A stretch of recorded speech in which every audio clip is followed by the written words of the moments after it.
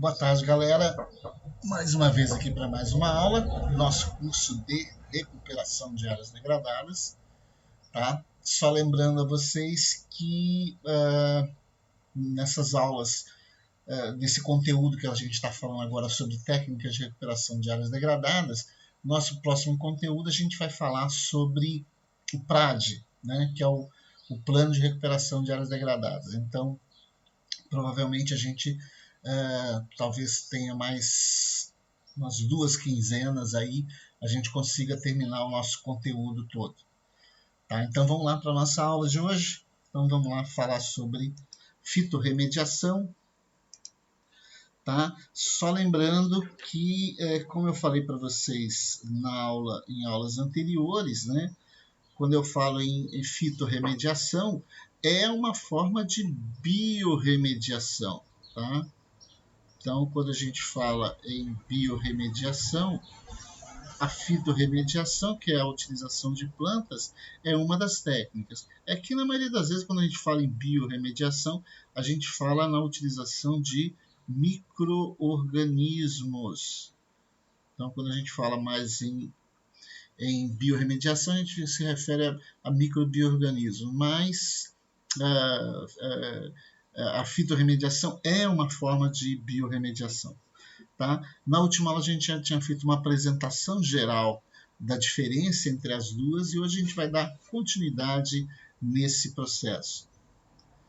Tá? Então a gente vai falar agora sobre a fitorremediação. Então, como eu havia falado para vocês, é a utilização de plantas para ou remover, ou para transferir, ou para estabilizar, ou para destruir elementos nocivos, para destruir contaminantes, para destruir produtos tóxicos. Então, esse é o objetivo básico desse processo.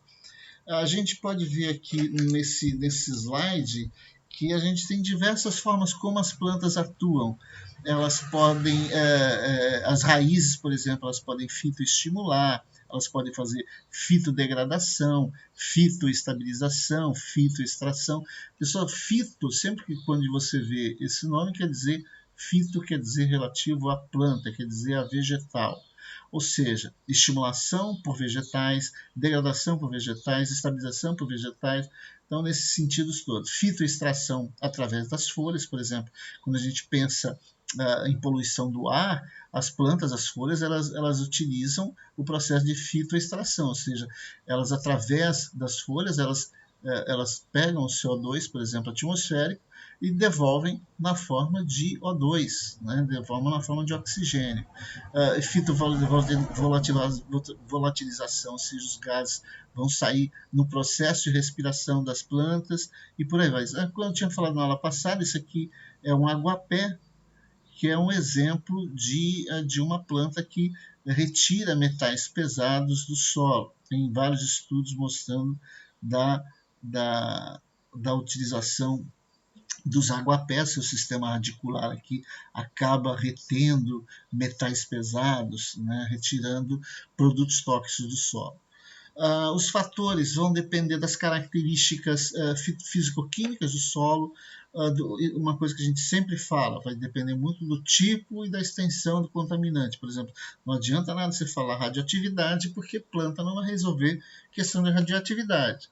Né? E do potencial de remediação da planta, ou seja, não é qualquer planta que tenha um potencial de fazer todas as etapas aí de fitoextração, fitodegradação ou fitoestimulação. Vai depender do tipo de planta. E a gente tem uma literatura aí muito grande mostrando diversas plantas que têm essa utilização bem definida. Quando a gente fala em fitorremediação, as vantagens é a eficiência, né? São métodos muito eficientes, exigem pouca manutenção, mas eles têm uma vantagem muito grande, que é a vantagem estética, ou seja, ela fica mais bonita. Isso aqui é uma foto que eu mostro alguns exemplos, se não me engano é numa área na China ou em algum país do Sudeste Asiático, mostrando situações de canais aqui, né? Praticamente um esgoto a céu aberto antes, né? E depois de passar por um processo de recuperação dessa área. Essa outra foto aqui também mostra da mesma forma uma área, não pode nem dizer que isso aqui era um rio, né? Isso aqui é um esgoto mesmo, céu aberto, e ele depois de recuperado, né, com uma vegetação, uma mata ciliar protegendo as margens e tal, muito mais bonito. Então, do ponto de vista estético, é indiscutível. As limitações: o lugar deve ser preparado para tolerar a ação de micro-organismo, e o tipo de contaminante é que vai determinar o tipo de organismo, ou seja, assim como a gente falou sobre as técnicas mais adequadas ex situ ou in situ, vai sempre depender do tipo de contaminante que você tem e qual o tipo de micro-organismo mais ideal, que vai variar em função dessa característica.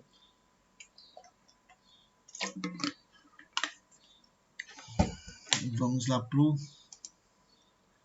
Quando a gente fala em biorremediação, então você tem aqui alguns exemplos de utilização, ou seja, para que você, quando você tem, por exemplo, algum contaminante que envolve anéis aromáticos, né? Então você lembra daquelas aulas de química, né, que fala de anéis aromáticos, geralmente são os hidrocarbonetos, fazem parte desse grupo, ou seja, materiais provavelmente ligados à cadeia de petróleo. Você tem alguns exemplos de alguns micro-organismos que atuam no processo de degradação desse material, por exemplo, bacilos, aspergilos, pseudômonas, né? No caso do cádmio, na extração de cádmio de solo, você tem a utilização de estafilococos, de bacilos, citrobacter, que é o nome de algumas bactérias, né? E de alguns micro-organismos, por exemplo, que fazem a degradação do cobre, por exemplo, Escherichia, né, pseudômonas, no caso de enxofre, né, o tiobacilos, no caso de petróleo especificamente, pseudômonas, proteus, bacilos, penicillum. Então você tem aí vários exemplos de produtos que são altamente contaminantes e quais seriam as bactérias mais adequadas para cada um deles. Uma das técnicas de biorremediação mais utilizadas, né, uma delas é o land farming. Né? Isso aqui, land farming, seria fazenda de paisagem, né? Vamos dizer assim. Né? Seria tratamento em fase sólida para solos contaminados. Então você tem uma área onde você tem um solo, né, que você vai tratar esse solo e você vai utilizar técnicas agrícolas para recuperar esse solo.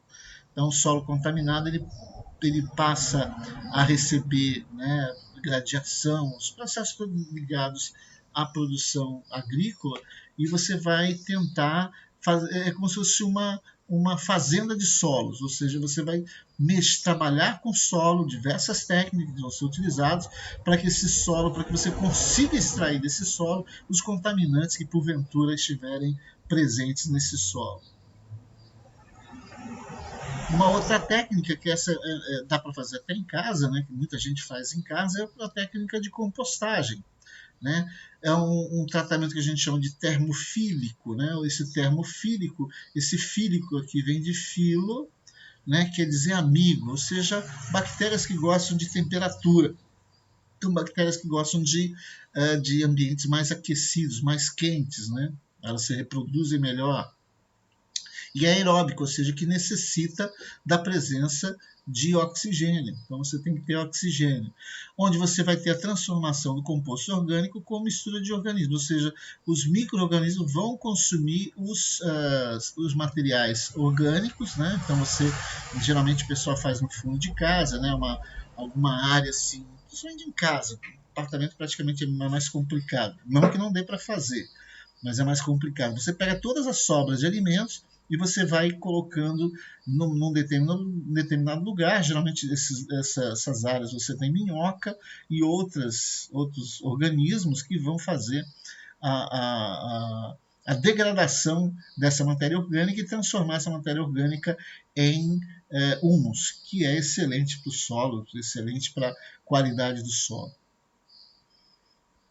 Uma outra técnica que é utilizada também é a construção a instalação de bioreatores, né? Seriam containers para tratamento de efluentes e lodos, onde você tem a degradação microbiana de compostos orgânicos pelo metabolismo aeróbico. Então, aqui você tem na forma de tanque, mas você tem, né, pode ser na forma de container também, você tem um container, né? Nesse container você tem o material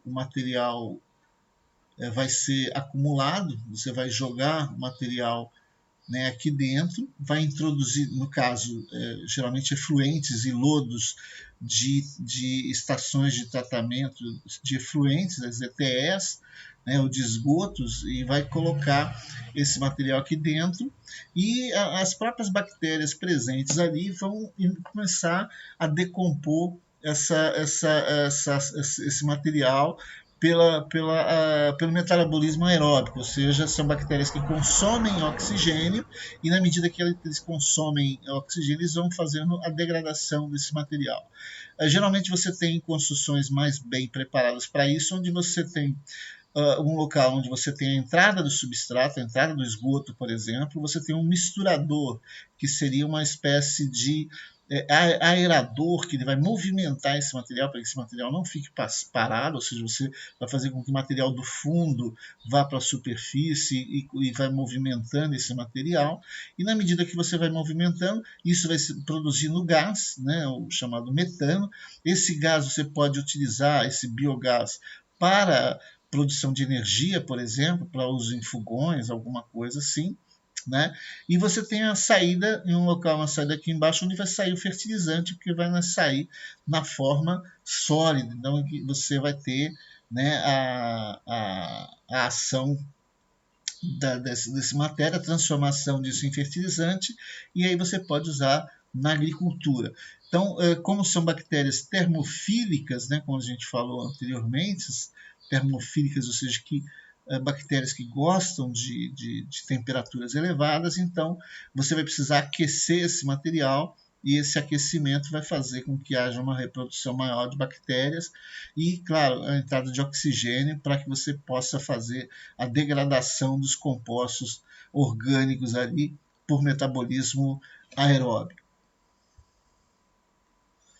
Um outro processo também, bioventilação ou bioaeração, esses já seriam um método que a gente poderia chamar de in situ, né? Por que ele é in situ? Porque nesse caso aqui você tem o tratamento no próprio local. Então você tem o solo, né? E você vai injetar oxigênio, você vai construir um poço onde você vai injetar oxigênio, e esse oxigênio ele vai reagir, né? Ele vai estimular a atividade microbiana, que esses micro-organismos vão fazer o processo de degradação desse contaminante, geralmente pode ser matéria orgânica, né? Geralmente, quando a gente se refere a produtos voláteis, né? Então o oxigênio puro, a injeção de oxigênio puro vai estimular, né, a ação de micro-organismos que vão decompor essa matéria e fazer o tratamento desse material in situ, ou seja, no lugar sem haver necessidade da retirada. Tá? Então aí, pessoal, a gente termina essa parte de apresentação desses produtos, dessas técnicas, né, de fitorremediação, de biorremediação, mas nada impede que vocês, por exemplo, busquem, né, conhecer. Eu só estou fazendo uma apresentação simplificada das técnicas disponíveis, mas existem diversas outras técnicas que podem ser apresentadas, que podem ser buscadas para recuperação de áreas que estejam contaminadas de alguma forma por esses materiais. Tá? Então, o que é mais importante que vocês tenham na cabeça como gestores de recuperação de áreas degradadas, né? Gestores ambientais. Primeiro, que para tratar de contaminantes, né, fazer tratamento de áreas contaminadas, né, com algum tipo de contaminação, não vamos especificar nenhum, está uma área contaminada. você vai ter que entender que existem técnicas em que eu posso fazer o tratamento no próprio local, e existem técnicas em que eu posso retirar o material e fazer o tratamento em outro local. Então, técnicas in situ, técnicas ex situ. Algumas técnicas que a gente viu envolvem simplesmente bombeamento de ar, bombeamento de água para facilitar o processo de retirada. Mas eu posso também utilizar micro-organismos e vegetais para melhorar meu processo de descontaminação.